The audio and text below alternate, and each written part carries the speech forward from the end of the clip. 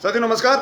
यदि कोई कबड्डी की टीम रेड देने गया कोई खिलाड़ी सामने वाली टीम के पाले के अंदर और वो सामने वाली टीम के किसी खिलाड़ी को आउट नहीं करता है और बार बार रेड देकर बिना आउट किए आता है, या सामने वाली टीम का कोई खिलाड़ी आता है तो उसको पकड़ती नहीं है वो टीम और केवल ये सोचती है कि हम आउट नहीं हो जाए। जब जाता है तब भी, जब सामने वाली टीम में जाएंगे तब भी वो सोचते हैं कि किसी को न तो आउट करूं मैं आउट नहीं हूं।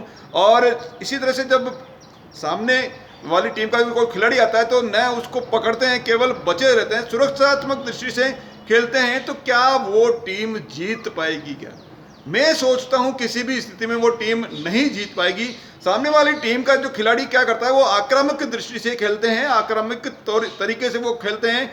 वो जब भी आते हैं पूरे जोश के साथ में आते हैं और वो खिलाड़ी, उसका टारगेट रहता है कि कम से कम 2 खिलाड़ी को मैं आउट करके आऊँगा। इसके अलावा जब सामने वाली टीम का जो खिलाड़ी उनके पाले में आता है तो वो ये इस पूरे टीम वर्क के साथ में उसको ये सोच के कि मैं ये खिलाड़ी वापस नहीं जाना चाहिए, चाहे कुछ भी हो जाए, वो आक्रामक दृष्टि से उसको पकड़ते हैं। वो आक्रामक दृष्टि से पकड़ते हैं। हो सकता है 10 में से 1 बार में वो उनसे कोई चूक हो जाए और उनके खिलाड़ी आउट हो जाए, लेकिन 10 में से 8 बार 7 बार तो वो जो है सफल होते ही होते हैं। इस तरह से जो टीम सुरक्षात्मक दृष्टि से खेलेगी वो नहीं जीत पाएगी और जो टीम आक्रामक दृष्टि से खेलेगी वो जीत पाएगी। यही हाल जो है वो छात्रों का रहता है, पढ़ाई के अंदर रहता है।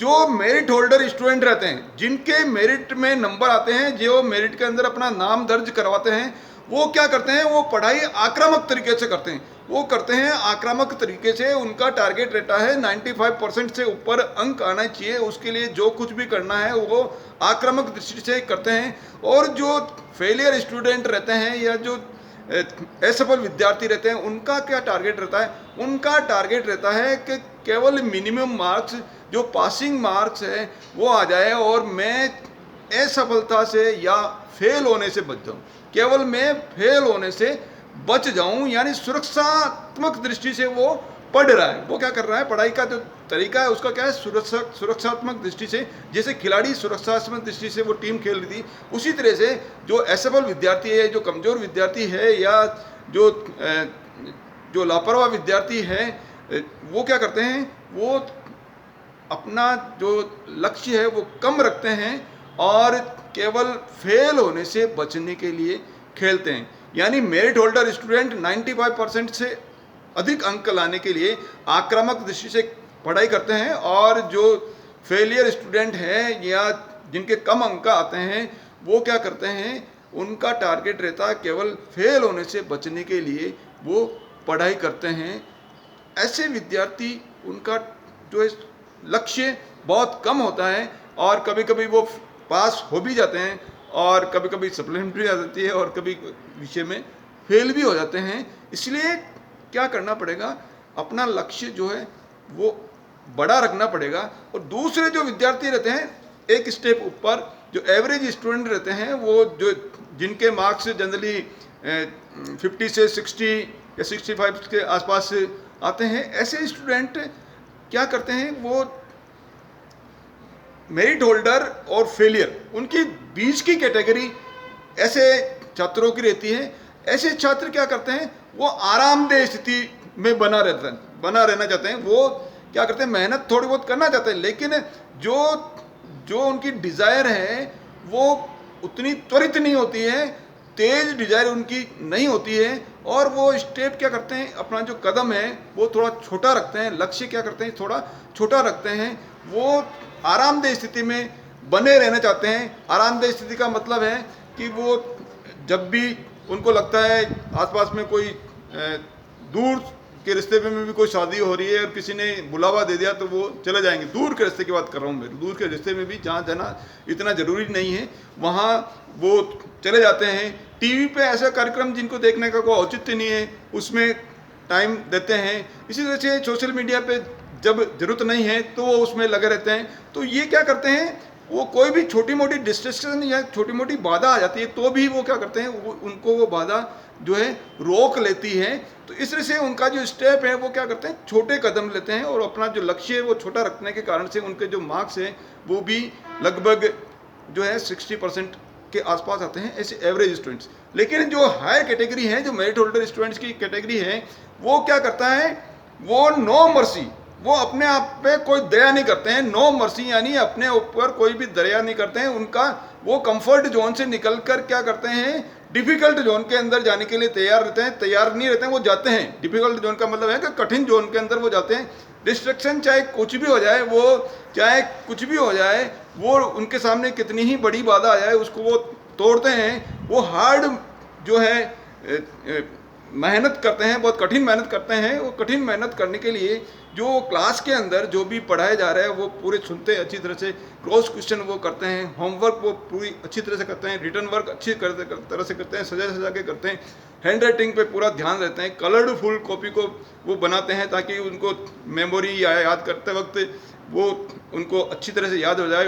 शॉर्ट नोट्स बनाते हैं, अपनी तरफ से नोट्स बनाते हैं, रिपीटिशन करते हैं। जो उनको आज पढ़ाया जा रहा है उसको घर से पढ़ के आ जाते हैं, उसके बाद में आज जो पढ़ाया गया उसको घर पे जाके रिपीटिशन करते हैं। एग्ज़ाम जितने भी टेस्ट है, जितने भी हाफली ईयरली या जो भी उनके एग्जामिनेशन है उसमें पूरी तैयारी करते हैं। उनके जो जितने भी लेक्चर्स हैं या लेक्चरर्स हैं, सर मैडम हैं, उनसे डिस्कशन करके, क्रॉस क्वेश्चन करके वो पूरा कॉन्सेप्ट अपने क्लियर करते हैं और दूसरे बच्चों को भी वो समझाते हैं ताकि रिपीटिशन के द्वारा उनका भी लाभ हो और उनका स्वयं का भी जो है और ज़्यादा उसके अंदर कॉन्सेप्ट क्लियर हो सके। और इसी तरह से एग्जाम के अंदर टाइम से पहुंचते हैं। टाइम के पहुंचने के बाद में वो पूरा क्वेश्चन पेपर को ढंग से रीड करते हैं, जो क्वेश्चन को समझ के उसके बाद में आंसर देते हैं, पूरा जमा के लिखते हैं, अच्छी हैंड राइटिंग में लिखते हैं, स्पीडली रखते हैं। इसके बाद में जब उनका क्वेश्चन पेपर पूरा हो जाता है तो उसको वापस एक बार वापस देखते हैं कि कोई गलती तो नहीं रह गई है, कोई क्वेश्चन नंबर आगे पीछे तो नहीं डल गया है। इस तरह से वो पूरा जो टाइम उनको मिला है एग्जामिनेशन हॉल के अंदर, वो पूरा टाइम एग्जामिनेशन हॉल के अंदर देके उसके बाद में कॉपी वो सबमिट करते हैं, तब जाके उनका जो है वो मार्क्स जो है अच्छा आते हैं। वो सोचते हैं, उनका लक्ष्य क्या होता है कि मैं बड़े पहाड़ का लक्ष्य बनाऊंगा तो कम से कम छोटे पहाड़ के पठार के ऊपर तो मैं पहुंच पाऊंगा।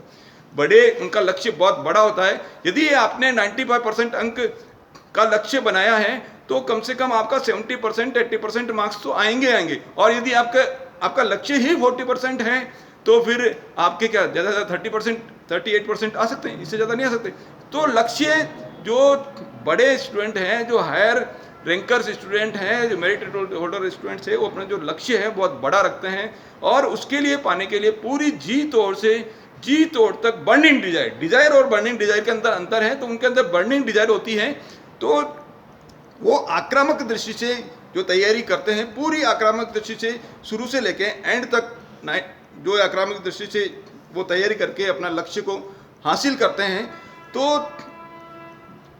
अब जो आपको क्या करना है, यदि आपको ऐसे मेरिट होल्डर स्टूडेंट बनने हैं तो आपको क्या करना है, प्रैक्टिकल एक्सरसाइज करनी है। प्रैक्टिकल एक्सरसाइज करनी है आपको क्या है, जो घोषणा करनी है वो आज क्या घोषणा करनी है। दायां हाथ आपको उठाना है, अपने दिल पे रखना है, अपने दिल के ऊपर घोषणा करती, मेरा लक्ष्य, मेरे साथ बोलेंगे आप, मेरा लक्ष्य 95% से अधिक अंक लाना है। क्यों? क्योंकि मेरे पास शक्तिशाली मस्तिष्क है। एक बार फिर 3 बार बोलना है, मेरा लक्ष्य 95% से अधिक अंक लाना है। क्यों? क्योंकि मेरे पास शक्तिशाली मस्तिष्क है। मेरा लक्ष्य 95% से अधिक अंक लाना है। क्यों?